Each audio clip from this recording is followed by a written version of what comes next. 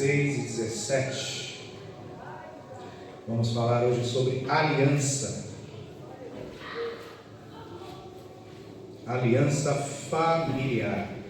Glória a Deus.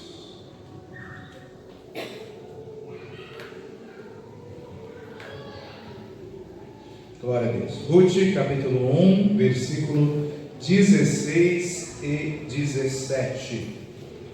Que diz assim: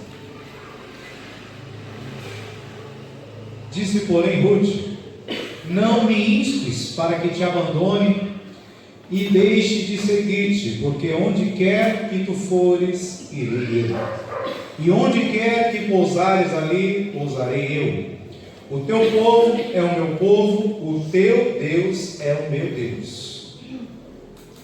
Onde quer que morreres, morrerei eu, e ali serei sepultada. Faça-me assim o Senhor, e outro tanto, se outra coisa que não seja a morte me separar de ti. Glória a Jesus. Se você quiser deixar aberto no capítulo 1, nós vamos depois usar mais alguns textos deste capítulo 1 para entender o que o Senhor tem para as nossas vidas. A aliança.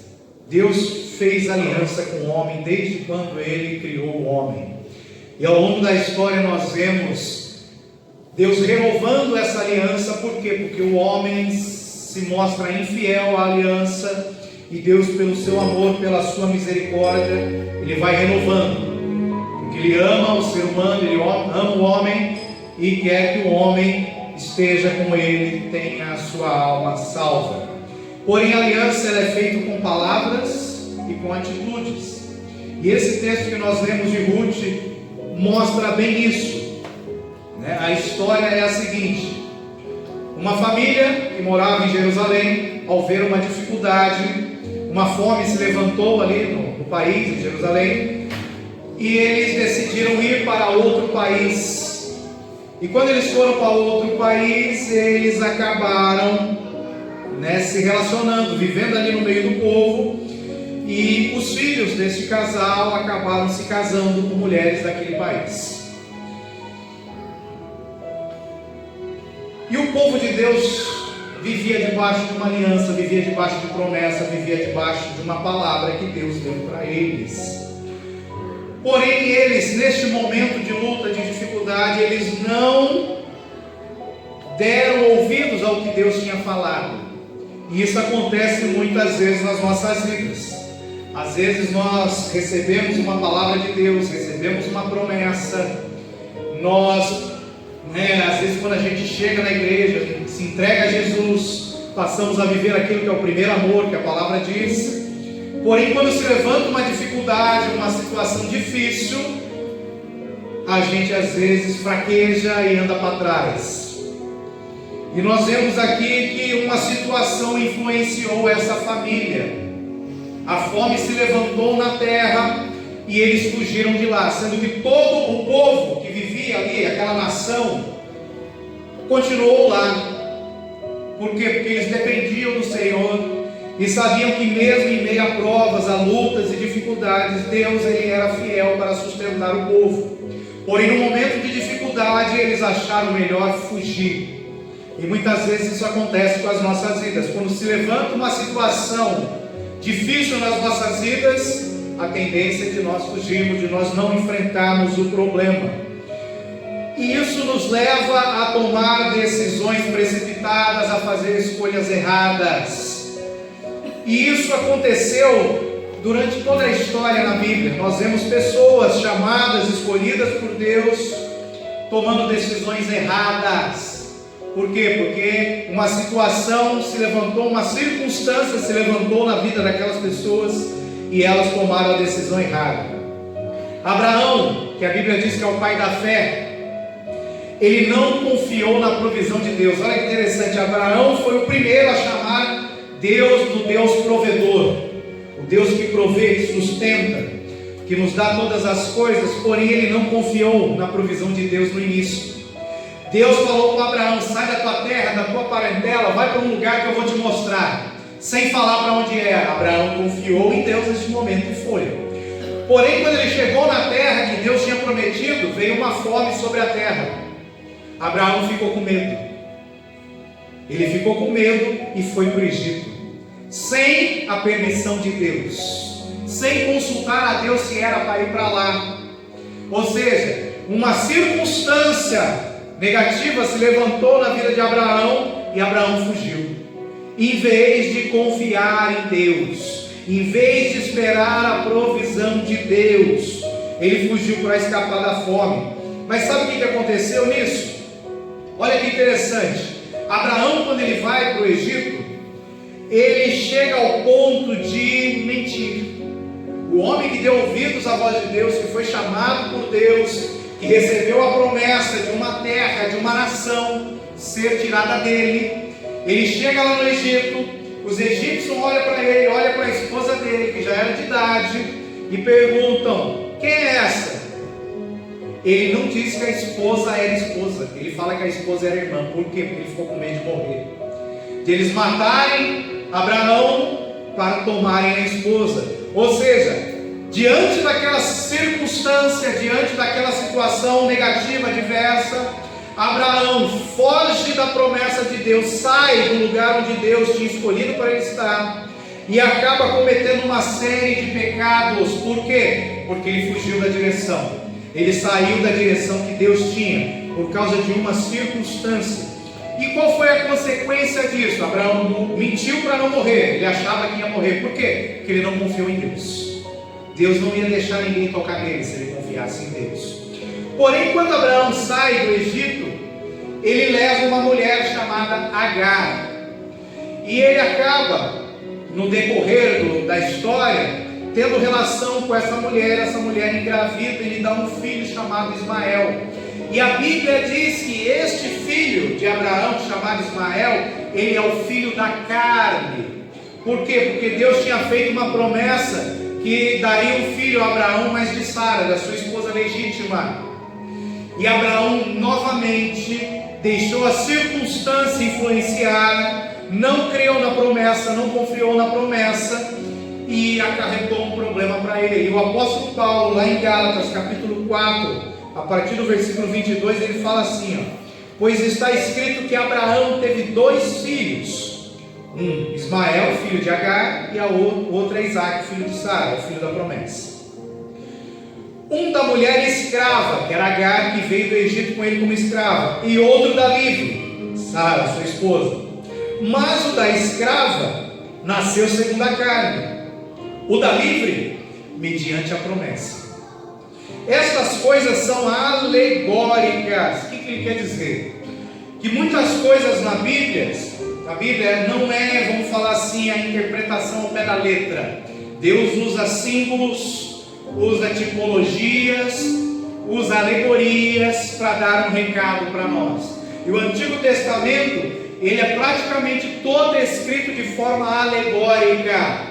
Tanto que o escritor aos Hebreus fala: aquilo que foi escrito de uma forma, vamos falar assim, alegórica, que não tem um entendimento fácil, agora no Novo Testamento, a luz de Jesus brilha e nos dá um entendimento maior. Então Paulo agora está mostrando para a gente o que é essa alegoria de Abraão ter tido um filho com Agar e ter tido um filho com a Sara, um filho da escrava, o outro filho da promessa. Então essas coisas são alegóricas, porque estas mulheres são 2 alianças. Uma, na verdade, se refere ao Monte Sinai, que gera a escravidão. Esta é Agar. E Agar é o Monte Sinai na Arábia, e corresponde a Jerusalém atual, que está em escravidão com seus filhos. Jesus veio, o povo judeu negou Jesus. Até hoje eles não aceitam Jesus, ou seja, até hoje eles estão em escravidão. Paulo escreveu isso 2000 anos antes e continua ainda valendo essa palavra. Mas ele fala: mas a Jerusalém lá de cima é livre, a qual é nossa mãe. Ou seja, quando Abraão se relacionou com Agar, ele fez uma aliança. Quando ele se relacionou com Sara, ele fez uma aliança. Então uma aliança foi feita na carne, a outra foi feita através da promessa. E as alianças que nós fazemos aqui na terra, quando ela é feita na carne, nos traz maldições. E essa aliança que Abraão fez, gerando Ismael, trouxe um prejuízo muito grande. Por quê? Porque hoje Jerusalém está em guerra. Hoje na faixa de Gaza, centenas de mísseis são soltados todos os meses contra Israel. Quem está soltando mísseis? Quem está fazendo guerra contra Israel? São os filhos de Agar, os filhos de Ismael, que gerou 12 tribos árabes que fazem guerra até hoje contra Israel. Ou seja, a aliança que foi feita na carne contra o projeto de Deus já está trazendo prejuízo há mais de 4.000 anos para o povo de Deus. É uma maldição que vai sendo acarretada sobre as nossas vidas. E isso que Abraão fez, o seu filho também fez. Em Gênesis 26:1 fala assim, sobrevindo fome à terra, além da primeira vida nos dias de Abraão, foi Isaque, filho de Abraão, a Gerar, avistar-se com Abimeleque, rei dos filisteus. Ou seja, veio a fome de novo na época do filho de Abraão. Ele fugiu da terra e foi até os filisteus, até uma terra próxima. Perguntando-lhe os homens daquele lugar a respeito de sua mulher, da mulher de Isaque, disse: é minha irmã, pois temia dizer, é minha mulher, para que dizia ele consigo, os homens do lugar não me matem por amor de Rebeca, porque era formosa de aparência. Olha que interessante, o mesmo erro que Abraão cometeu, Isaque também cometeu. Abraão fugiu quando uma circunstância negativa se levantou, Isaque fugiu quando uma circunstância negativa se levantou. Abraão mentiu quando disse que Sara não era sua esposa, Isaque mentiu quando disse que Rebeca não era sua esposa. Por quê? Porque não confiou em Deus e teve medo. E o que isso é? A Bíblia fala o seguinte: existe um espírito chamado de espírito familiar, um espírito demoníaco, que ele entra numa família através de uma brecha, de um pecado que alguém cometeu, e esse espírito ele vai passando de geração em geração. Como que a gente identifica que existe um espírito familiar correndo na vida, na descendência de alguém? Quando os pecados se repetem. Exemplo, o bisavô bebia, o avô bebia, o pai bebia, o filho bebe, o neto vai beber, e assim vai. Às vezes o bisavô teve câncer, o avô teve câncer, o pai teve câncer, o filho teve câncer, o neto vai ter câncer, e assim vai até alguém dar um basta e falar chega. O que é isso? É um espírito que entrou na família por causa do pecado de uma pessoa, e ele vem repetindo os mesmos pecados na vida das pessoas, da descendência, até alguém dar um basta e falar chega. Então nós vemos às vezes muitas doenças se repetindo, Uma pessoa da família tem uma dor de cabeça, o outro também tem, o outro também tem, o outro também tem, e assim vai se sucedendo. Que isso é um espírito familiar. Lá atrás alguém cometeu um pecado, Abraão pecou, e esse pecado ele vai passando de geração em geração. Isso aconteceu com Isaque, também foi com Jacó, e assim foi indo até chegar nos nossos dias. Nós vemos muitas pessoas que são crentes, quando uma situação adversa se levanta, primeira coisa que ela faz é andar para trás, é fugir, é correr. Às vezes quando alguém nos afronta, nos ameaça porque nós estamos servindo a Cristo, a gente já pensa em desistir, já pensa em andar para trás. Por quê? Porque isso é um legado que começou com Abraão e veio andando de geração em geração. E a Bíblia diz que nós que entregamos a vida a Cristo, passamos a ser feitos filhos de Abraão. Então, ou seja, esse espírito que estava atuando na vida de Abraão e dos seus filhos, alcança a nossa vida, se nós não dermos um basta, não falarmos chega e rejeitarmos isso.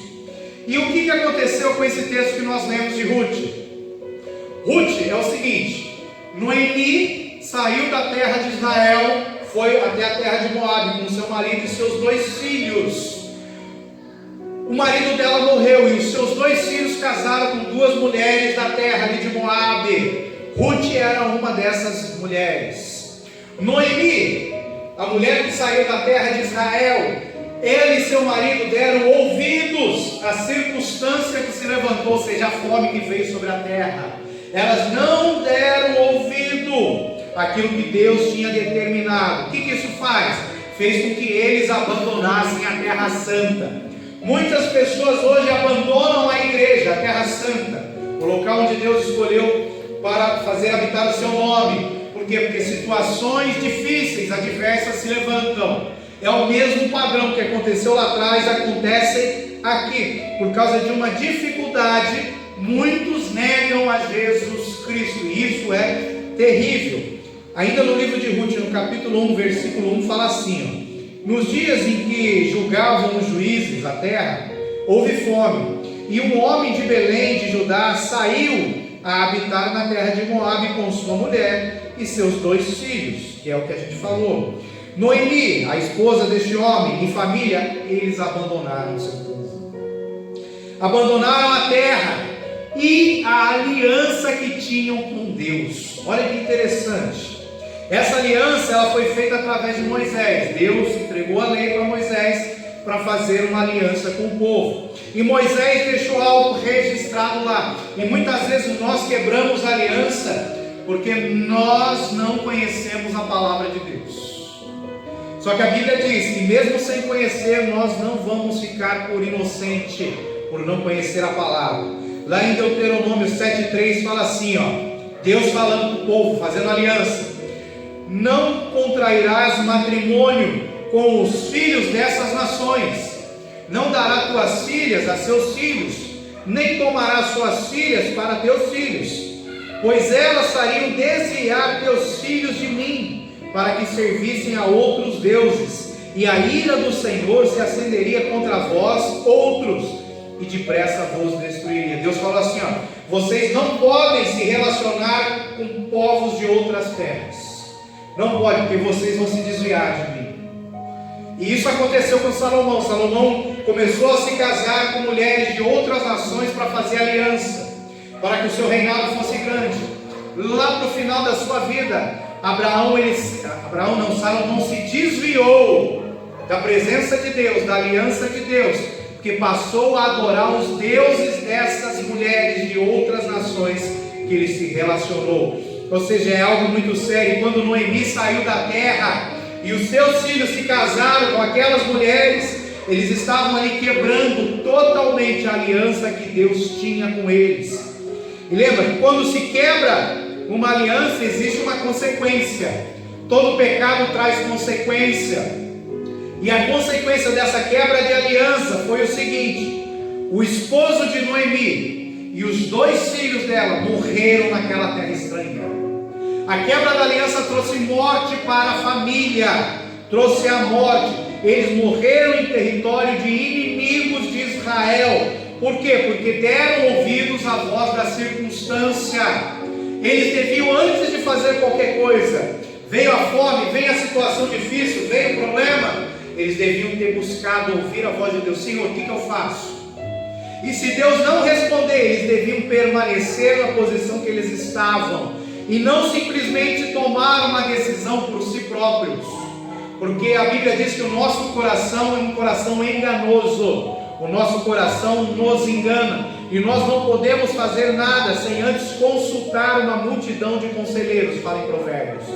Quem é o nosso conselheiro? O Espírito Santo de Deus. Então eu não posso fazer nada sem antes consultar a Deus, mesmo que a situação se levante de uma forma terrível contra as nossas vidas. Por quê? Porque pode trazer morte. Quebra de aliança pode fechar a porta financeira, pode fechar a porta da saúde. Quebra de aliança pode fechar todas as portas da nossa vida, até nos levar à morte. Então nós temos que entender que nós precisamos conhecer a palavra de Deus e não retroceder, não voltar atrás, porque isso traz consequências terríveis para a nossa vida. E é neste momento, quando nós voltamos atrás, que esses espíritos familiares entram nas nossas famílias. Ou seja, o pecado que eu cometo, ele não traz problema só para mim, não. Vai trazer para o meu cônjuge, vai trazer para os meus filhos, vai trazer para os meus netos, e esse problema vai percorrendo a descendência até eu dar um basta nele. E interessante, a Bíblia diz que o homem, ele é o cabeça, ele é o sacerdote do lar, é o homem que tem que ali ter uma vida totalmente consagrada a Deus, para dar o sustento, não só o sustento físico, financeiro, a provisão, mas o sustento financeiro também. E o esposo de Noemi, que era o sacerdote, o cabeça, ele tomou essa decisão de ir até uma terra estranha, quebrar a aliança com Deus, e ele foi o primeiro a morrer. Então, ou seja, nós temos que entender que quando uma dificuldade se levanta contra as nossas vidas, Deus permite que essa dificuldade se levanta para que nós venhamos a tomar uma posição diante dele, que nós venhamos a crescer mediante esta dificuldade, porque se não tiver uma dificuldade, se não tiver uma prova, não tem como eu crescer, eu vou ficar parado. Então Deus permite que essas coisas aconteçam. Tem até o louvor que a gente canta, né? Toda vez que a minha fé é provada, Deus me dá a chance de crescer um pouco mais. Então nós temos que entender que as dificuldades, as lutas, é uma chance que nós temos de crescer na presença de Deus. Porque quando nós estamos orando, jejuando, meditando na palavra, nos consagrando, isso é um preparo. É um preparo para quê? É um preparo para quando a prova chegar, quando a dificuldade chegar, nós venhamos a passar por ela sem ter nenhum dano. Sem ter nenhum dano. Porque se nós não tivermos um preparo, nós seremos alcançados, nós seremos atingidos, e muitas vezes isso pode ser fisicamente, enfermidade, financeira e de várias outras formas. Porém, se tivermos a armadura, se tivermos o preparo, quando a luta vier, ela passa rápido, ela acaba rápido, porque nós somos aprovados diante de Deus. E além de ir para outra terra, ele permitiu que os seus filhos se casassem com mulheres estranhas. Ou seja, nós também temos uma responsabilidade sobre os nossos filhos, porque os nossos filhos estão debaixo da nossa autoridade. O pai é a autoridade sobre a vida dos filhos. E muitas vezes, quando nós fazemos vista grossa, deixamos os nossos filhos praticamente fazer o que querem, nós também estamos errando, porque nós temos responsabilidade. Eli, um sacerdote, ele tinha 2 filhos. Os 2 filhos se prostituíam enquanto estavam ministrando no templo do Senhor. Eli sabia e não fazia nada. Até que um dia Deus levantou o profeta e falou: Eli, porque você deixou os seus filhos, que estão debaixo da sua autoridade, se prostituírem no meu templo, eu vou trazer uma maldição sobre você e sobre a sua família. E toda a linhagem dele foi amaldiçoada até chegar no tempo de Salomão, onde nós vemos Salomão tirando o sacerdote da linhagem de Eli do sacerdócio e mandando ele embora da terra do templo. Ou seja, nós temos que entender que nós temos responsabilidades sobre aqueles que estão debaixo da nossa autoridade. Deus, ele vai dando alertas. Ele vai dando alertas. Às vezes acontece alguma coisa para quê? Para nos alertar, porque nós precisamos corrigir, nós precisamos mudar, precisamos refletir. E quando nós desprezamos esse alerta de Deus, coisas ruins acontecem conosco. Em Ruth, no versículo 4, ele fala assim: dos filhos, os quais casaram com mulheres moabitas, era o nome de uma órfã e o nome da outra Ruth, e ficaram ali quase 10 anos. Então não foi só fugir da terra, não foi só fugir da fome, não foi só ir para uma terra que Deus mandou que eles não fossem, não foi só casar com as mulheres daquela terra que Deus mandou que não casassem. Eles permaneceram ali por 10 anos. Eles podiam ter ido ali, fugido e voltado para a terra, mas eles não fizeram, eles abandonaram. E toda vez que nós quebramos uma aliança com Deus, se nós não nos arrependemos rapidamente, não tivermos atitudes para demonstrar o nosso arrependimento e já fazer uma nova aliança, renovar a aliança com Deus, a tendência é que cada vez mais nós vamos nos afundando. Deus deu ainda 10 anos para eles, e eles não quiseram voltar para Deus. Aí fala assim: morreu Elimeleque, marido de Noemi, e ficou ela com seus 2 filhos.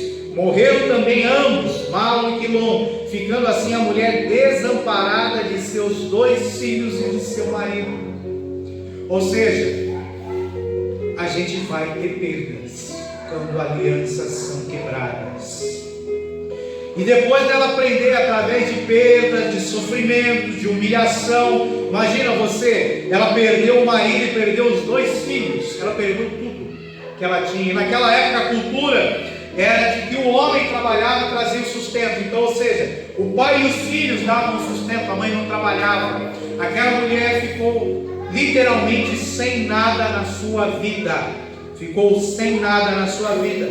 E depois dessa situação, aí sim ela decide voltar para Deus. Ou seja, ela teve que chegar ao fundo do poço para tomar uma decisão de voltar para a sua terra, para o seu povo, para o seu Deus. Porém, essa demora na decisão acarretou em 3 mortes na família. Ou seja, nós temos que entender que diante de dificuldades, de situações ruins, nós não podemos nos deixar abater. Por quê? Porque Jesus é conosco. Ele falou: neste mundo vocês terão aflições, mas tem de bom ânimo, não se desespere, porque Ele está conosco. Então o que nós precisamos agora fazer? Nós precisamos reconhecer que nós falhamos. Nós precisamos provar para Deus que nós estamos arrependidos, para que nós tenhamos o nosso caráter corrigido, porque uma quebra de aliança, ela vem e vai denegrir o nosso caráter diante de Deus. Nós precisamos estar alinhados com o projeto de Deus. Então eu não posso fugir, eu não posso me esconder dessas circunstâncias que se levantam contra as nossas vidas, mesmo que isso traga lágrimas, mesmo que isso traga fome à terra, mesmo que isso tire o sustento, a provisão. O Salmo 126, o salmista ele fala assim, os que com lágrima semeiam, com alegria vão colher o que semearem. Ou seja, mesmo que a situação ruim se levante, mesmo que eu chore, mesmo que doa, mas eu permanecer firme na presença do Senhor, Ele me garante que haverá uma recompensa. Ele fala, o choro pode durar a noite toda, mas a alegria vem pela manhã. Ou seja, eu tenho uma promessa de Deus, que tudo que se levanta contrário, tudo que vem negativo contra a minha vida vai passar, vai acabar, desde que eu não quebre a aliança. Tem pessoas que estão há 20 anos na prova, são crentes, Deus levantou a prova, permitiu que elas fossem provadas, elas ficam 20, 30, 40 anos na prova. Por quê? Porque elas quebram a aliança. Elas quebram algo da aliança, algum dos itens. A aliança nada mais é do que você fazer um contrato cheio de cláusulas. Quando você quebra uma cláusula desse contrato, você quebrou a aliança. E essa quebra dessa única cláusula, desta aliança, deste contrato que é feito com Deus, permite que nós venhamos a ficar anos e anos no deserto sofrendo. Então eu preciso entender que quando eu faço uma aliança com Deus, é como se eu estivesse assinando um contrato. E neste contrato tem cláusulas, deveres, direitos, que eu tenho que cumprir e que eu tenho de receber. Se eu cumprir os meus deveres, lá me garante que eu vou receber recompensas. Só que eu só vou ter recompensa se eu cumprir as cláusulas do contrato. Então quando nós entregamos nossa vida a Cristo, nós estamos assinando um contrato que não pode simplesmente ser quebrado. Agora vamos cancelar o contrato, não existe isso. A quebra da aliança acarreta em maldições que vão nos seguir por toda a nossa vida, até nos levar à morte e a ter uma vida eterna sem Deus, aquilo que nós chamamos de inferno. Então eu não posso quebrar a aliança. Eu não posso, eu tenho que entender. E ele continua falando assim lá no Salmo 126: quem sai andando e chorando enquanto semeia, voltará com júbilo, trazendo o seu seixo. Ou seja, quando a circunstância negativa se levanta, eu não posso parar. Eu tenho que continuar andando, mesmo com choro. Eu preciso, não, mas o meu chefe está me perseguindo. Não, a minha esposa, o meu marido está me perseguindo. Os meus filhos se levantaram contra mim. A minha família não me aceita mais porque eu estou servindo a Jesus. Continue andando, mesmo que seja com choro e que doa. Porque se você quebrar a aliança, se você retroceder, vai vir maldição sobre a sua vida e a sua família. É muito bonito a gente falar assim: quem quer aceitar Jesus? Levanta a mão, vem para frente. Aí a pessoa às vezes na emoção, eu quero. Só que ela não entende a consequência de uma quebra de aliança. Fazer uma aliança com Cristo é a melhor coisa que o ser humano pode fazer na face da terra. Mas quebrar a aliança com Cristo através de pecados traz maldição sobre as nossas vidas. Ele fala assim, se por um acaso você quebrar a aliança, quebrar um item deste contrato, lembra? É contrato. Aí ele fala assim, se você quebrar um item, uma cláusula deste contrato, tem maldição. Porém, você tem um advogado. Por que ele fala que é um advogado? Porque o nosso relacionamento, o nosso compromisso, a nossa aliança com Cristo é dado através do contrato. Então, se eu quebrar, eu tenho um advogado chamado Jesus Cristo, que vai me defender e vai renovar esse contrato, desde que eu me arrependa de todo o coração e não ande para trás. A Bíblia fala assim: Deus não tem prazer naqueles que retrocedem. Então, se eu tomar uma posição, eu tenho que mantê-la firme, mesmo que doa, mesmo que venha choro, lágrimas e sofrimento. E nós precisamos entender algo que acontece muitas vezes nas nossas vidas, que é o processo inverso. Olha que interessante. Muitos crentes, muitos cristãos, eles se deixam levar pelas circunstâncias. O que isso quer dizer? Aconteceu algo que eu não estava esperando, aquilo me abala, aquilo me afeta, e eu vou começar a tomar decisões em cima dessa circunstância. Quando isso acontece, essas circunstâncias vão determinar as nossas experiências. Quando eu deixo que uma circunstância influencie a minha vida, eu vou ter experiências de acordo com essas circunstâncias. E essas experiências vão influenciar a minha crença, vai influenciar aquilo que eu creio.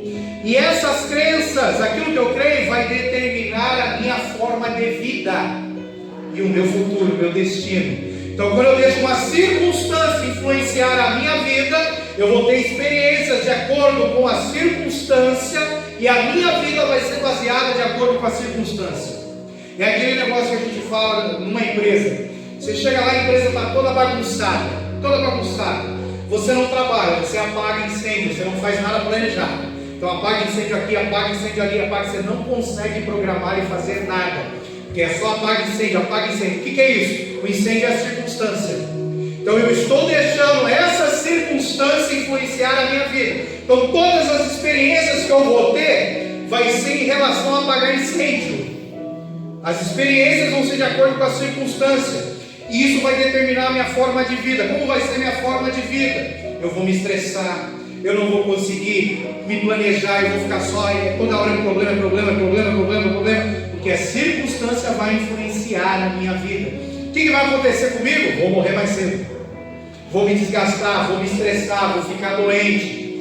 Então, quando eu deixo a circunstância influenciar a minha vida, as minhas experiências vão ser de acordo com as circunstâncias, e essas circunstâncias vão influenciar aquilo que eu creio, as minhas atitudes, e vão determinar o meu futuro. O que é isso? É um processo errado. O que nós precisamos entender? Que o contrário deve ser o verdadeiro na nossa vida. Eu não posso deixar a circunstância me influenciar.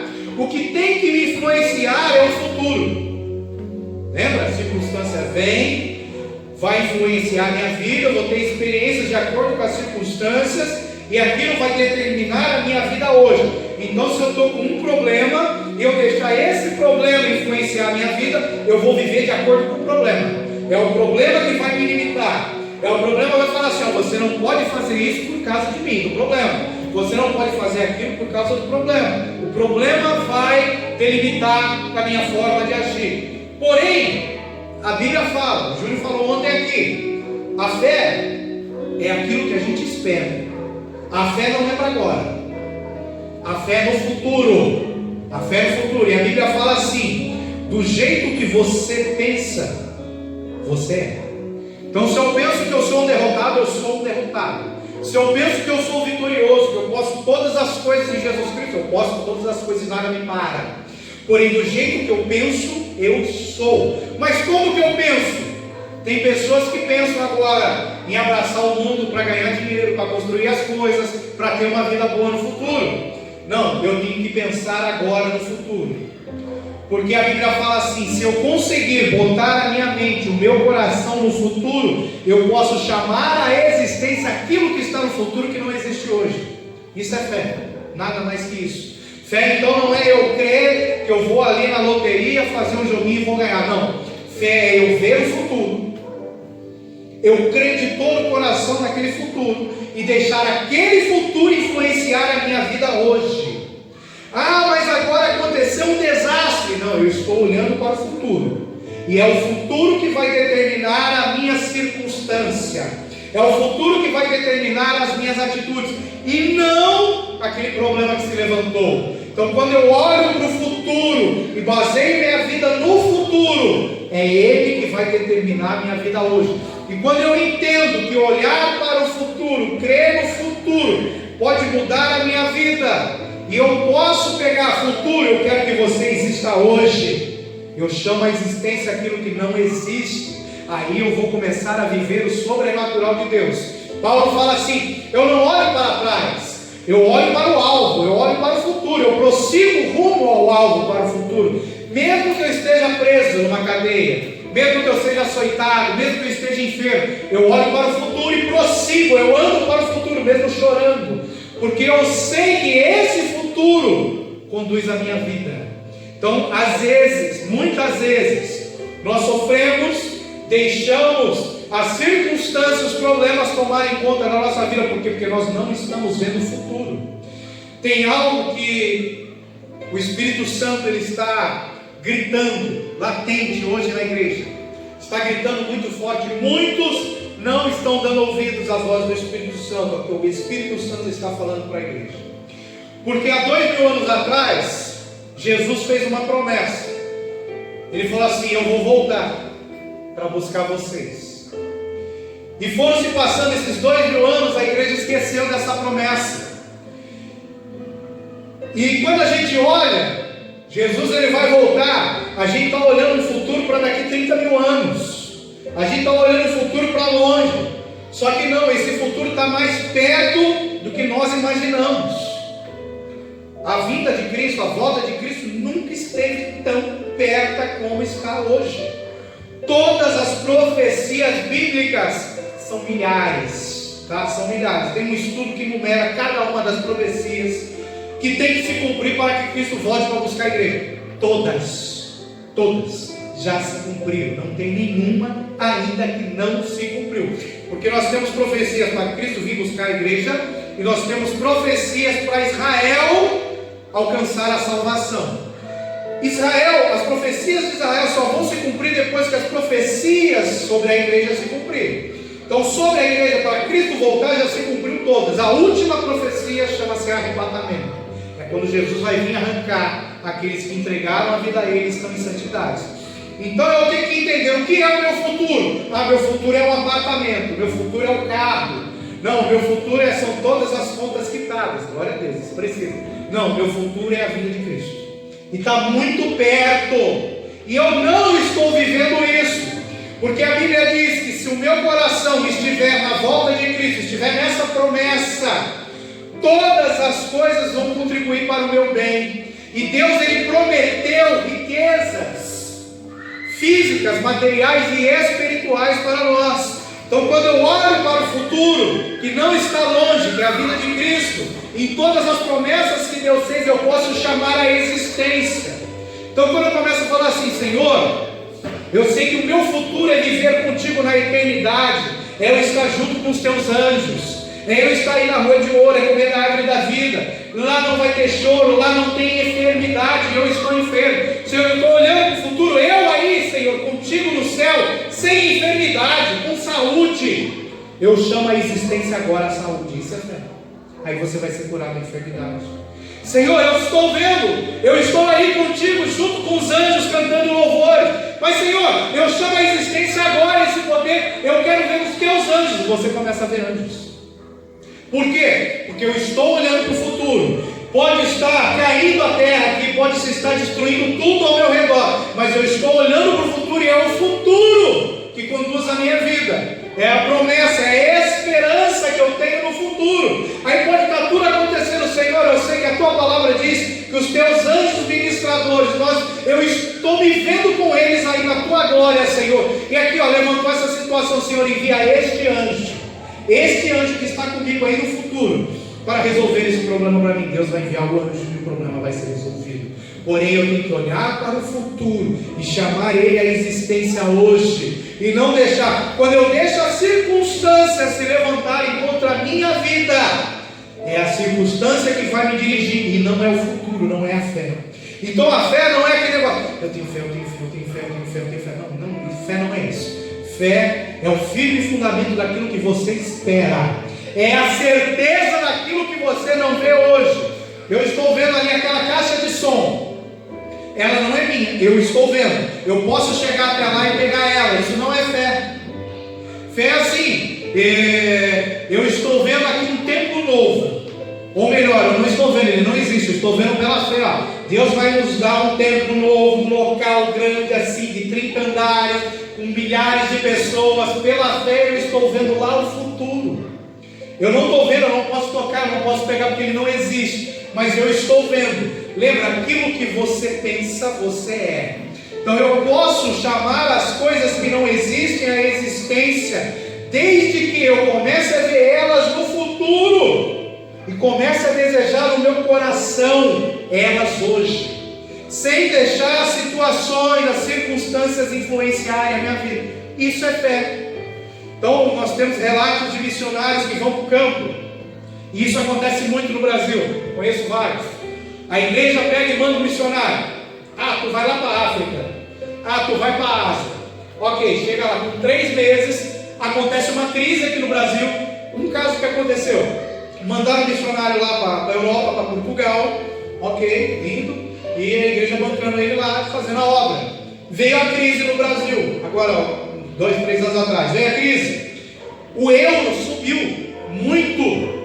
Ou seja, se antes eu dava R$1.000, agora virou 200, porque o euro subiu, ou seja, não vale nada o dinheiro que eu mandava. Então o que eu tive que fazer? Aumentar em quase 4 vezes o valor que eu mandava para sustentar o missionário lá.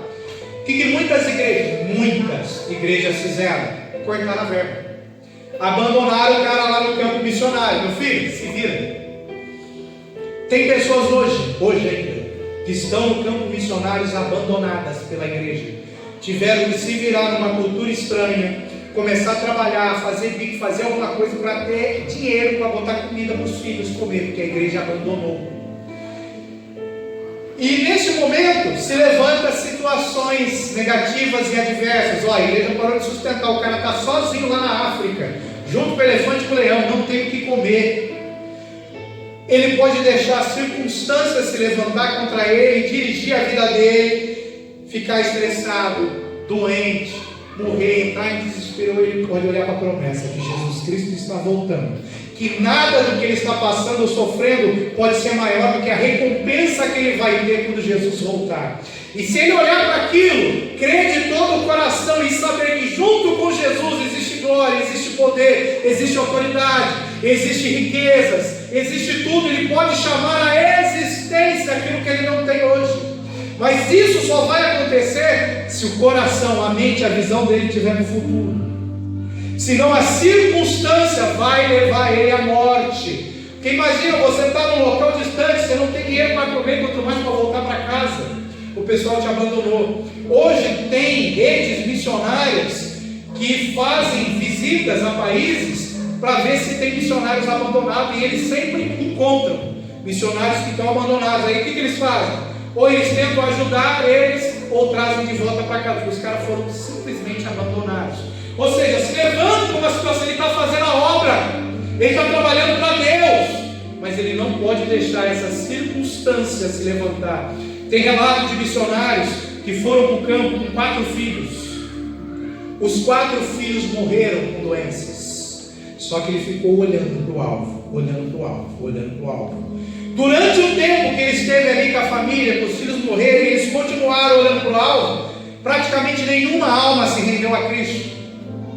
Porém, depois que o casal morreu, os filhos já tinham morrido, o casal morreu, a nação inteira, sabe o que é um país inteiro? A nação inteira se entregou a Jesus Cristo. Por quê? Porque ele olhou para o alvo, ele não desistiu. E não é um caso, são vários. Por quê? Porque a minha esperança está no futuro, a minha esperança é Jesus. E a Bíblia fala assim: não espere receber recompensa nessa terra, a tua recompensa está com Cristo lá na glória.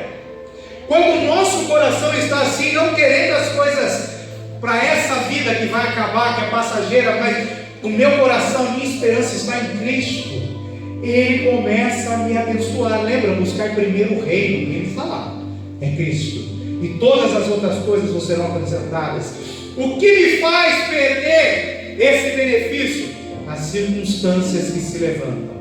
Então, quando a gente fala que nós precisamos ter uma fé inabalável, é não deixar que as circunstâncias, situações que se levantam, vão se levantar, nos tirem do propósito.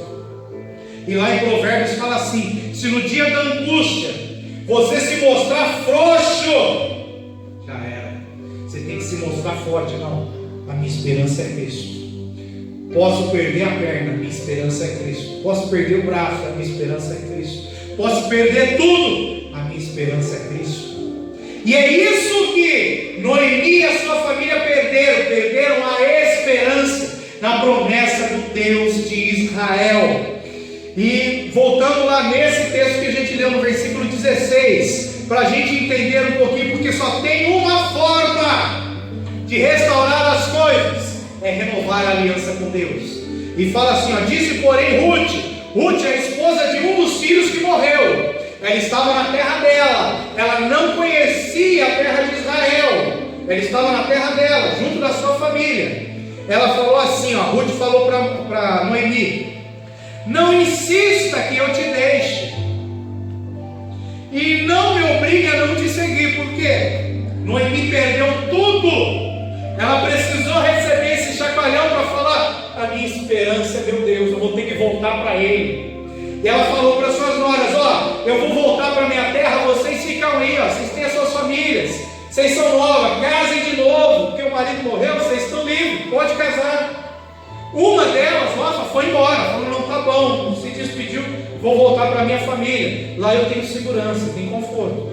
Ruth falou assim: não insista para eu não te seguir. Eu não conheço a tua terra, mas eu vou para a tua terra. Eu não conheço o teu Deus, mas eu vou servir o teu Deus. E as pessoas ao nosso redor, elas vão querer fazer de tudo para que nós não venhamos a servir a Deus com todo o nosso coração olhando para o futuro. Elas não querem. Por quê? Por elas não pertencerem a Jesus, o diabo consegue influenciar elas para tocar em nós. Muitas vezes o diabo não consegue tocar em nós quando nós estamos em santidade, ele não toca, mas ele usa pessoas dentro da nossa casa, usa pessoas próximas, pessoas que nós amamos, para tentar nos desanimar. E quando ele consegue nos desanimar, é assim, ó, eu estou olhando para cá, eu estou com bom ânimo olhando para cá. Quando vem a seta e eu me desanimo, é como se eu olhasse para o chão, eu parasse de olhar para o alvo, para o futuro, para Cristo. Então o desânimo nos faz cambalear, a nos levar ao ponto de quebrar a aliança com Cristo. Então, olhar para Cristo é muito mais do que uma expressão, é você olhar para o futuro, para a promessa, chamar ela à existência hoje, crendo de todo o coração nessa aliança, em tudo que Ele tem. E olha o que o próprio Senhor Jesus falou, pegando esse gancho dessa expressão de Ruth. Ruth tinha acabado de entregar a vida a Cristo. Ela falou: Noemi, eu vou servir o seu Jesus, não adianta falar que não, eu vou. Olha o que Jesus fala: todo aquele que quer ser meu seguidor, lá em Lucas 14:26, e amar o seu pai, ó, Jesus está falando, você quer me seguir?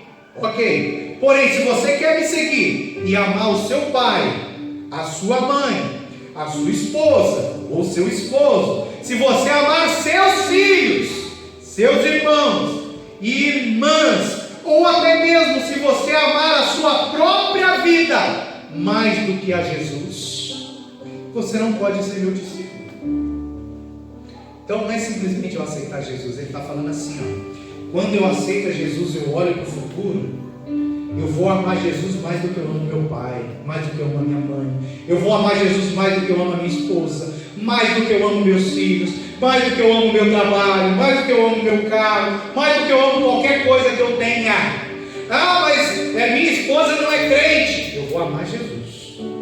Ah, ela está me perturbando, eu vou amar a Jesus. Ela quer se separar de mim, porque eu amo a Jesus.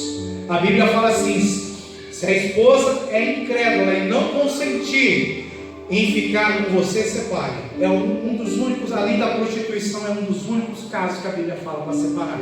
Por quê? Porque é mais importante eu amar a Cristo. E muitas vezes as pessoas que estão ao nosso redor vão fazer de tudo para nós não amarmos a Cristo. Então eu tenho que entender, porque foi o próprio Jesus. Se você quer ser discípulo dele, quer ter autoridade, quer ter poder, quer ter unção, quer curar enfermo, quer expulsar demônio, você tem que amar Jesus até mesmo mais do que a sua própria vida, quanto mais as outras coisas. E Ruth continua falando, porque aonde quer que fores, irei eu. Aonde quer que pousares, ou aonde quer que dormires, ali eu também vou dormir. Aí ela fala assim, o teu povo é o meu povo, o teu Deus é o meu Deus. É assim, quando eu entrego minha vida a Cristo, eu falo, Senhor, tu és o meu Deus. O teu povo, a tua igreja agora é o meu povo. Aonde o Senhor mandar eu ir, eu vou. Agora eu vou obedecer de todo o coração. É uma aliança. Aí ele fala isso que Jesus falou agora. Ruth, milhares de anos antes de Jesus, já estava fazendo ali um voto, uma aliança com Jesus. E ela entendeu, olha que interessante, ela fala assim no versículo 17: aonde quer que morreres, morrerei eu. Ela entendeu, eu vou servir a Jesus Cristo mesmo que eu tenha que morrer. Hoje milhares de pessoas, principalmente na África, Nigéria, ali no Congo, estão sofrendo perseguições de muçulmanos que habitam naquele país, que se você falar que serve a Jesus Cristo, eles cortam a cabeça, literalmente. A lei permite eles cortarem a cabeça. Só que isso para eles não é suficiente. Geralmente o que eles fazem? Ele mata o marido, para a esposa negar Jesus. A esposa não nega, eles vão e violentam as crianças na frente da mãe. A mãe não nega Jesus, eles vão e violentam a mãe na frente dos filhos. E ela continua não negando. Aí o que eles fazem? Eles espancam, batem todo mundo e deixam ali praticamente morto no chão. Aí Deus vem de uma forma sobrenatural, porque ela não parou de olhar para a promessa. Eles não pararam de olhar para Cristo. E Deus vem e muda toda a situação e dá o sustento, mesmo em meio a essa dificuldade. É assim que eles fazem. Primeiro eles matam o pai, depois eles vão para os filhos e depois eles vão para a mãe. Por quê? Porque o diabo quer fazer que nós venhamos a tirar a nossa direção, a nossa visão de Cristo. Hoje no Brasil isso ainda não acontece, mas pode ser que venha a acontecer. Aí você se imagine, se começar a acontecer perseguição, qual vai ser a minha posição? Eu vou ser fiel até a morte ou não? Eu já falei aqui uma vez, quando eu estava dando aula no presídio, uma pessoa desviada da igreja chegou para mim e falou assim: pastor, o que eu tenho que fazer para me consertar com Cristo, para fazer uma aliança? E quando ele perguntava isso para outras pessoas, ele ouvia uma pregação: você tem que fazer isso, fazer isso, fazer aquilo, fazer li o contrato todinho. Eu falei para ele: não, você só tem que fazer uma coisa. Ele abriu o olho desse tamanho. A Bíblia fala assim: ser fiel até a morte, e você vai receber a coroa da vida. Quer ir no céu? Ser fiel até a morte. Ah, mas chegaram aqui, mandaram eu segurar isso aqui, essa droga, não sei o que, dentro da cadeia. Se eu não fizer, os caras me matam. Morra, seja fiel até a morte. Ah, eu saí daqui, o traficante veio, mandou fazer aquilo, e se eu falar não, ele me mata. Morra, seja fiel até a morte, que você vai receber a coroa da vida. Mas nós estamos vivendo um evangelho que é de circunstância. Enquanto está bom, está bom. A hora que começa a apertar, eu começo a gritar. Não, Jesus não chamou ninguém para viver de circunstância. Ele nos chamou para ser fiel até a morte. Ele diz assim, ó: faça-me o Senhor o que bem lhe aprouver, se outra coisa que não seja a morte me separar de ti. Ou seja, essa aliança, esse voto que nós fazemos com Jesus Cristo é o nosso passaporte do céu. E Paulo ele vem e escreve isso de outra forma em Romanos 8, ele fala assim: estou convencido de que nada poderá nos separar do seu amor. E ele já começa falando assim: nem a morte, nem a vida, porque às vezes as circunstâncias, enquanto nós estamos vivos, nos separa de Cristo, que nós nos deixamos influenciar. Nem a morte, nem a vida, nem os anjos, nem principados e potestades, nem o presente, nem o futuro, nem o lugar bem alto no céu ou nas profundezas do mar, nem qualquer outra coisa será capaz de separar-nos do amor de Deus que está em Cristo Jesus, o nosso Senhor.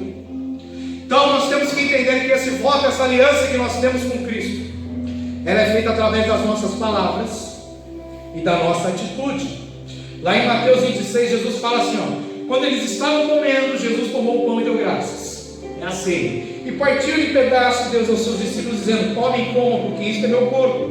Tomou um cálice de vinho, deu graças e entregou aos discípulos, dizendo: cada um beba dele, porque isto é o meu sangue da nova aliança, que é derramado por vós. Ou seja, Jesus fez um voto com eles, falou: se vocês comerem desse pão e beberem deste cálice, vocês estão fazendo uma aliança comigo, e eu vou levar vocês para morar no céu, eu vou cuidar de vocês.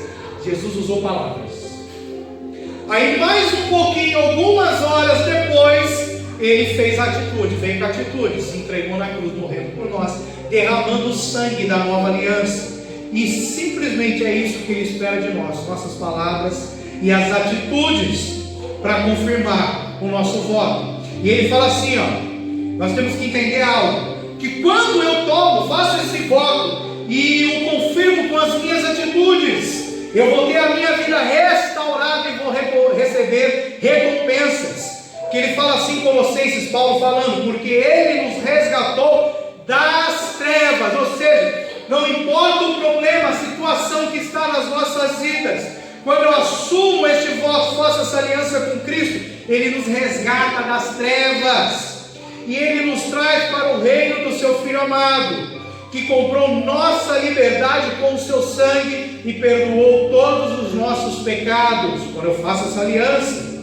E ele fala em 2 Coríntios capítulo 5 assim: quando alguém está em Cristo, torna-se uma pessoa totalmente nova por dentro. Ou seja, eu quero uma mudança na minha vida, eu quero que as coisas mudem, melhorem. Não tem como se eu não estiver em Cristo. Somente quando eu estou em Cristo, eu me torno uma pessoa totalmente nova por dentro. A mudança começa de dentro para fora. Muitas vezes as pessoas vão até a igreja porque elas querem as coisas de fora, querem as coisas materiais, querem uma cura, querem um emprego, querem alguma coisa, elas vão lá com essa motivação.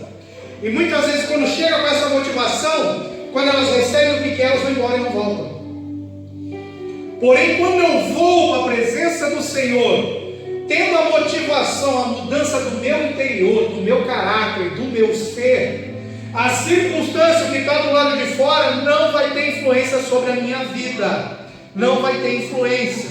Aí ele fala assim: já não é mais a mesma pessoa, as coisas antigas já passaram e teve início uma nova vida. Como que isso acontece? Acontece através de um sacrifício. Ruth fez um sacrifício, falou: eu vou sacrificar a minha vida nessa terra, eu vou sacrificar os meus pais, eu vou sacrificar o povo, os meus amigos, vou para uma terra nova, vou servir um Deus que eu não conheço, eu vou largar, abrir mão de tudo. É o que Deus pediu para Abraão: sai da tua terra, deixa seus parentes, deixa a casa do seu pai e vai para uma terra que eu te mostrar. Que terra é essa? Não sei, durante o caminho eu vou te falar. E é isso que Ruth fez sem Deus pedir. Deus pediu para Abraão, Abraão fez. Deus não pediu para Ruth. Noemi falou para Ruth: não venha, não vá. E ela falou: eu vou, eu quero essa bênção, eu quero que o teu Deus seja o meu Deus, eu quero que Jesus Cristo seja o meu Deus. Aí a pergunta é: será que nós estamos dispostos a fazer tudo por Jesus? Será que eu estou disposto a isso? Será que assim como Abraão, me dá teu filho Isaac? Mas não é me dá teu filho, não, mata ele, oferece ele em sacrifício, pega a faquinha e enfia no peito dele. e depois queima ele no fogo, oferece ele em sacrifício. Será que eu estou disposto? Quem tem filho sabe, né? Será que eu estou disposto a entregar meu filho a Deus? Será que eu estou disposto a entregar tudo para Jesus? Será que eu estou disposto a largar tudo por Ele? A largar aqueles pecadinhos que eu gosto? Será que eu estou disposto a largar coisas materiais que prendem a minha atenção? Será que eu estou disposto a apertar o botãozinho da televisão para passar mais tempo com Deus? Será que eu estou disposto a passar menos tempo ali no Facebook, no WhatsApp, para ter mais tempo orando? Para ter mais intimidade com o Espírito Santo? Será que eu estou disposto? E nós temos que entender que uma decisão move o coração de Deus, que é a decisão de não voltar atrás. Olha o que o escritor aos Hebreus fala em Hebreus 6: não adianta nada procurar novamente trazer de volta ao Senhor aqueles que já compreenderam o Evangelho e experimentaram por si próprios as coisas boas do céu, e participaram do Espírito Santo, e conhecem a boa palavra de Deus, e sentiram as forças poderosas do mundo que está para vir ainda. Uma coisa é, eu vim para a presença do Senhor, me desviei. Outra coisa é, eu vim para a presença do Senhor, comecei a ter experiências profundas com o Espírito Santo, comecei a viver coisas lá do futuro, hoje aqui na terra, e me desviar. Porque aquela pessoa que veio e se desviou sem ter tido essas experiências, ela não se converteu de verdade. Então essa pessoa ainda tem chance. Agora aquele que foi para a presença, teve experiências profundas com Deus, com o poder de Deus, com a glória de Deus, viveu milagres na sua vida e se desviou, é esse que ele está falando. Não adianta ir atrás dessas pessoas. Não adianta, que elas já viveram o poder de Deus, viveram o sobrenatural. É impossível tornarem a se arrepender, pois é como se estivesse pregando novamente, batendo, botando Jesus na cruz e pregando com martelo, os pregos nele de novo. É como se estivesse pregando novamente o Filho de Deus na cruz, exibindo ele a zombaria e a vergonha pública. E ainda eu tenho um advogado, eu preciso me arrepender rápido. Porém, quando eu me desvio, quando eu saio da presença do Senhor, quando eu deixo Jerusalém e vou para uma terra estranha, eu estou quebrando o contrato que eu tenho, estou quebrando a aliança. E se eu já tiver vivido experiências profundas, se fizer isso, vai ser muito difícil você voltar novamente para a presença de Deus. Você pode até voltar, mas talvez não seja de coração. Talvez quando Jesus vier, ele vai falar assim: não te conheço. É por isso que tem um texto que ele fala assim: a pessoa chegou para Jesus e falou: Senhor, eu expulsei demônios no teu nome, eu curei enfermos, eu ministrei na unção, eu mandei aqui, o chão abriu, o chão se abriu. Eu falei: não chova, não choveu. Eu falei: ó, apareça dinheiro, apareceu dinheiro. Eu operei milagres e maravilhas. Jesus vai falar assim: não te conheço. Porque você viveu aquilo e você se desviou, você deixou o poder de Deus quebrando a aliança. Então é algo muito sério que nós temos que entender.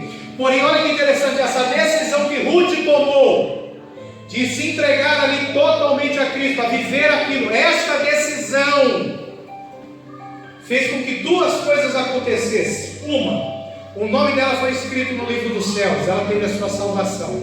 Duas, o nome dela foi escrito no Evangelho de Mateus, no capítulo 1. Ela foi uma das poucas mulheres que entraram na genealogia de Jesus Cristo. E é esse entendimento que o diabo quer que nós não tenhamos.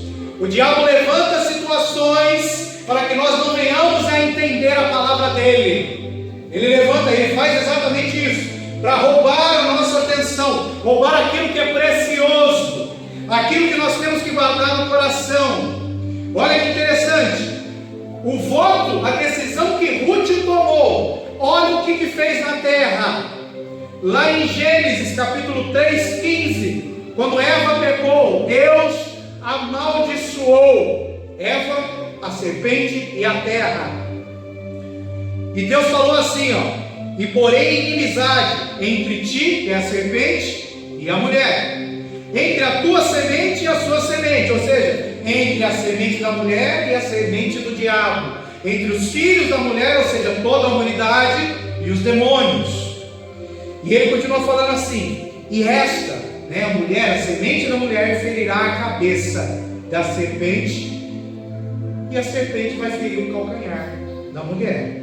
Ou seja, o diabo ainda ele consegue tocar nas pessoas, nos seres humanos, colocar enfermidade, fazer várias coisas. Porém, quando Jesus ressuscita, ele pisa e esmaga a cabeça da serpente. Aqueles que estão na presença do Senhor esmagam a cabeça da serpente. Quem não está na presença do Senhor, a serpente continua atacando o calcanhar. Mas o que isso tem a ver com Ruth? Isso que é lindo. Deus, Adão, fez Adão. De Adão, ele tinha os 2 filhos, um morreu, o outro pecou, aí nasceu Sete. Aí Deus fez uma aliança com Sete, porque Sete começou a invocar o nome de Deus. E foi indo, passando a descendência, e o povo foi se desviando da presença de Deus, até que se levantou Noé com a arca, e assim foi indo, chegou em Abraão, os filhos de Abraão. Aí de Abraão veio o povo de Israel, do povo de Israel veio a tribo de Judá, onde nasceu Jesus. E nós somos descendentes, entregamos nossa vida a Cristo, passamos a ser descendentes de Jesus, co-herdeiros com Ele, de tudo que Ele herdou de Deus, ou seja, de todas as coisas. Porém, olha que interessante, da linhagem de Davi, Deus escolheu que viria a semente que iria esmagar a cabeça da serpente. Só que antes de Davi nascer, Ruth entrou no meio da história. E Ruth era uma moabita de uma outra nação, rejeitada por Deus. E Ruth, se você ler Mateus capítulo 1, você vai ver que o nome de Ruth está lá. No versículo 5 fala assim: Salmão gerou de Raabe a Boaz. Boaz foi quem casou com Ruth, que gerou Obed, e Obed a Jessé. Obed era vô de Davi. Gerou Jessé, pai de Davi, e Jessé gerou a Davi, e de Davi vem a descendência de Jesus Cristo. Então aquela decisão que Ruth tomou de largar tudo e seguir a Jesus Cristo, além de trazer a salvação para a alma dela, fez com que o nome dela entrasse na genealogia de Jesus Cristo. Ou seja, a semente que veio de Eva foi colocada em Ruth, numa moabita. Não veio na linhagem do povo que Deus escolheu. Deus fez isso para confundir o diabo. Porque o diabo se levantou contra os filhos de Deus. Se levantou contra Abraão. Se levantou contra Isaac, fez ele pecar e ir para a terra. Se levantou contra Jacó. Se levantou contra as 12 tribos. Se levantou contra Judá. Como eles estavam em pecado, o que Deus fez? Pegou uma pessoa que tomou uma decisão de entregar a vida a Cristo e não voltar atrás. E colocou a semente, o fruto da promessa, no ventre de Ruth, e de Ruth saiu Davi, que veio Jesus Cristo, e é por isso que hoje nós estamos aqui. Ou seja, quando nós tomamos uma decisão e não voltamos atrás, quando fazemos essa aliança com Cristo, olhando para o futuro, e não deixando as circunstâncias tirar o nosso olhar do futuro, da promessa que Jesus Cristo tem para as nossas vidas, nós vamos viver o sobrenatural, porque essa decisão mexe com o coração de Deus. Essa decisão influencia o mundo espiritual. Quanto maior é o compromisso que nós assumimos com Cristo, a ponto de dizermos e agirmos que somos fiéis até a morte, mais nós vamos viver o sobrenatural de Deus. Que Deus nos abençoe. Vamos ficar de pé, vamos orar, encerrando este culto. Glória a Jesus. Bendito e maravilhoso é teu nome, Senhor. Pai eterno, nós te agradecemos, bendizemos, louvamos e adoramos ao teu nome, Senhor.